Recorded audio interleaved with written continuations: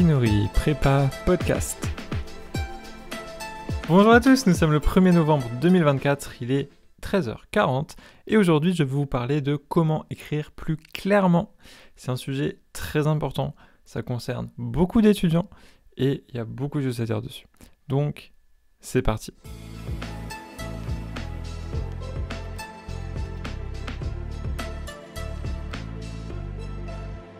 Alors sur ce sujet, il y a plusieurs questions vraiment importantes. D'abord, pourquoi est-ce que c'est important d'écrire mieux? Ensuite, le sujet de la calligraphie, comment améliorer sa calligraphie? Le sujet de la clarté, comment être plus clair? Et le sujet du vocabulaire. On va parler de tout ça. Pourquoi est-ce que j'ai pensé à vous parler de ça aujourd'hui? C'est parce qu'en fait, la semaine dernière, j'ai appelé beaucoup d'étudiants qui ont commandé des produits Kinori, donc des fiches. Je les ai appelés, je voulais savoir comment ils allaient, comment ça se passait et quels étaient leurs soucis. Et je me suis rendu compte que pour beaucoup d'étudiants, du moins pour ceux qui ont du mal en lettres et philosophie, un gros sujet, c'est écrire bien. Et écrire bien, c'est pas quelque chose qui est forcément naturel. Et je pense que quand on arrive en prépa, ça devient un facteur de différenciation vraiment important avec les autres étudiants. Alors, pourquoi est-ce que c'est très important d'écrire bien? Plusieurs raisons. Déjà, ça va directement influencer votre note. En fait, un correcteur va souvent avoir une idée, grosso modo, de la note qu'il va vous mettre sur les premières lignes de votre copie. Alors, évidemment, pas toujours vrai, etc. Mais, en fait, quand vous voyez une copie qui est bien écrite, qui est claire, c'est joli, c'est structuré, ça donne envie, et bien en fait, il va se passer ce qu'on appelle l'effet de halo. C'est-à-dire, on va avoir un biais qui va nous pousser à associer une copie bien claire avec une bonne note. Alors, il n'y a pas que cette raison, mais c'est une des raisons qui est importante. Donc l'effet de halo, c'est-à-dire que quand on arrive sur la copie, la première chose qu'on voit, c'est une bonne impression, du coup on se dit, ok, a priori, bonne copie. Par contre, si on arrive sur une copie où c'est moche, c'est pas espacé, c'est pas clair, on n'arrive pas à lire et on repère des fautes d'orthographe. Alors là, on se dit, effet de halo tout de suite, bon, a priori, mauvaise copie. Même si la suite, ok, elle est super bien, même si ce que vous dites c'est intéressant, etc. Mais malgré tout, on reste sur cette mauvaise première impression, on se dit, non, il y a un truc qui va pas, quoi, c'est pas... On se dit, c'est dommage. Alors, effectivement, il y a la note. Mais d'autre part, il y a aussi juste vous, votre prise de notes. On a beaucoup plus envie de relire son cours, par exemple, ou son agenda, par exemple, quand c'est bien pris en note et qu'on n'a pas honte de se relire. Et qu'en plus, on n'a pas de difficulté à se relire. Ça, c'est très important. Alors, comment s'améliorer sur son écriture? Il y a plusieurs points qu'on va aborder. Premièrement, la calligraphie. Alors la calligraphie, ça c'est un point qui est super important et je vais vous raconter un truc pour vous dire à quel point c'est important. Moi quand j'étais en prépa à Henri IV, deuxième année de prépa, premier DS, la prof de philosophie de Henri IV, prépa ECG, rend les copies. Et avant de rendre les copies, elle cite une liste de noms. Et elle dit, vous tous, donc il y avait 10 personnes, vous tous, venez me voir à la fin du cours. Donc j'en faisais partie. On va la voir à la fin du cours, un peu angoissé. Et là, vraiment, on se prend une raclée, je sais pas comment dire ça, mais vraiment, elle nous a dit, en gros, que nos copies, c'était des torchons et qu'il fallait absolument qu'on améliore notre calligraphie. Et que sinon, elle nous notait plus. Donc voilà qui est dit. Alors, je savais depuis assez longtemps que ma calligraphie n'était pas très bonne, mais en général, on m'en avait jamais trop fait le reproche. Ça passait. Mais là, je suis tombé sur une prof qui était vraiment exigeante. Et donc, je me suis dit, je vais l'écouter, je vais essayer de m'améliorer. Comment j'ai fait pour m'améliorer? En fait, il y a une différence tellement énorme entre ma calligraphie en début de deuxième année de prépa et ma calligraphie en fin de deuxième année. Vraiment, vous n'arriveriez pas à savoir que c'est moi qui ai écrit de copies semblables. Alors, pourquoi ?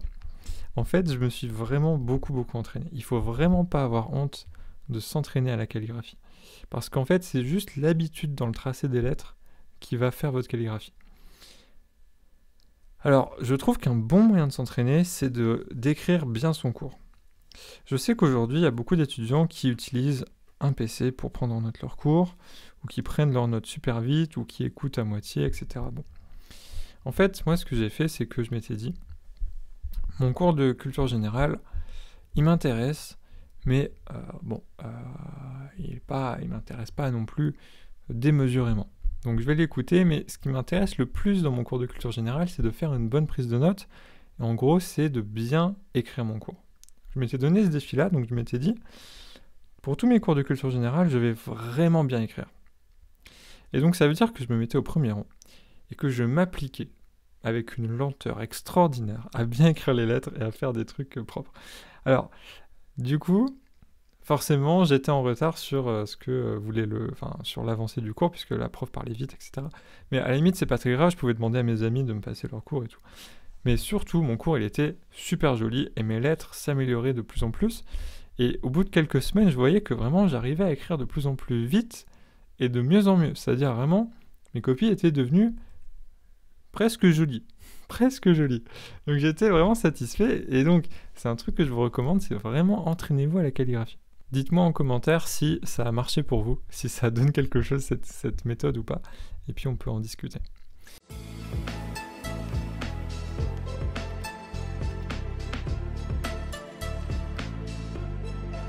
Alors, le deuxième point qui est très important sur écrire bien, c'est la clarté.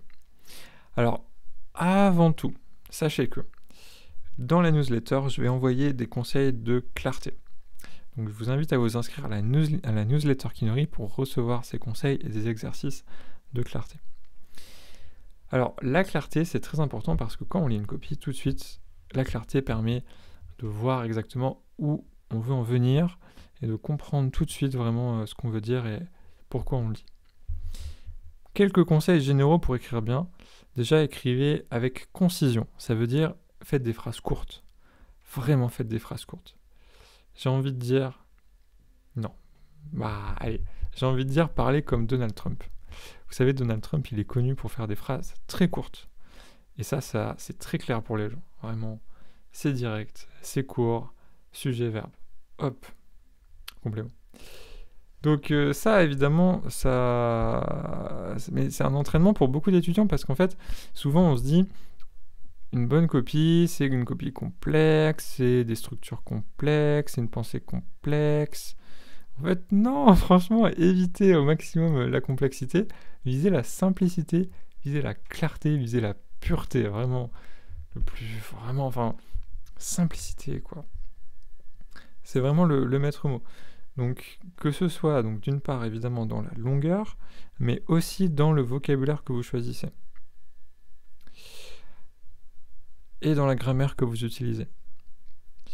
Donc vraiment, la clarté, ça se travaille sur plusieurs aspects. Une chose que je vous recommande si vous avez des problèmes de clarté, c'est de réécrire vos paragraphes de dissertation dans vos copies, que ce soit en économie, histoire géo, philosophie. Vous reprenez un paragraphe en entier, donc vous le mettez à côté de vous, vous vous mettez sur votre document Word, et vous vous dites, ok, là j'ai 10 minutes pour redire ce que je viens d'écrire dans cette copie de la manière la plus claire possible. Et souvent, vous allez voir, vous allez faire plus court. Parce qu'en fait, vous allez aller plus droit au but. Donc, écrire clairement, c'est aller droit au but. C'est enchaîner les idées, aller droit au but. Être simple, ne pas perdre de temps. Voilà, gardez ça en tête. Et entraînez-vous. Vous allez voir, vous allez vraiment progresser. Conseil supplémentaire, lisez. Lisez des livres, et n'y lisez pas n'importe qui non plus, lisez pas Proust par exemple, parce que c'est pas l'écriture la plus claire, mais lisez d'autres auteurs qui ont des belles écritures et qui ont une clarté dans leur écriture. Vraiment, la lecture, ça aide. Donc, dernier point, le vocabulaire. Alors le vocabulaire, ce qui est vraiment important dans les dissertations, et surtout dans certaines matières comme l'économie par exemple, c'est d'avoir un vocabulaire précis. En fait, une chose qui m'a beaucoup aidé à réussir en économie, puisque du coup j'ai double 18 à HEC en économie, et j'ai été lauréat au concours général de SES, donc j'étais bon en économie.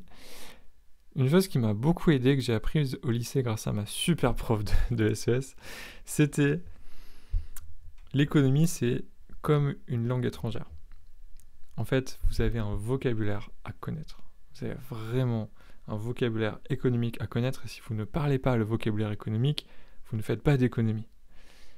Voilà. Alors là, vraiment, il faut prendre ce conseil, mais littéralement. C'est-à-dire, plus vous avez du vocabulaire précis sur le sujet en question, mieux c'est. Et comme je vous le disais précédemment, ne cherchez pas du vocabulaire complexe, cherchez juste à être précis et simple, droit au but. Alors pour ça, il y a plusieurs choses à faire. Je dirais que bien écouter son cours, bien écouter son prof parler, essayer d'utiliser le même vocabulaire que lui pour tout ce qui concerne les notions qui touchent à la philo, à l'économie, etc. C'est une bonne chose. Et autant que possible, lisez. Lisez des ouvrages, lisez des articles pour bien retenir le vocabulaire en question.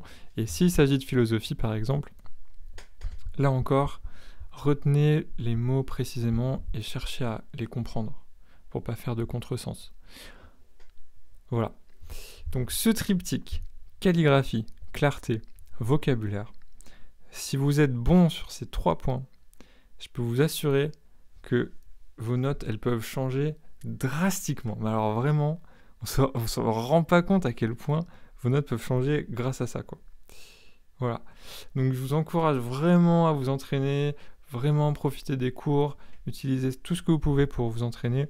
Donc le temps en cours, le temps, alors pas en DS, mais sur votre PC, quand vous êtes dans les transports, si vous avez fini votre Anki, ouvrez votre note et essayez d'écrire quelque chose, un argument clair sur un sujet.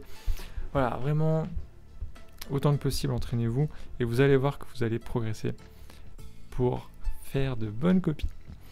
Je vous encourage vraiment là-dedans. Je vous souhaite bon courage pour votre travail en prépa et on se dit à bientôt. Salut!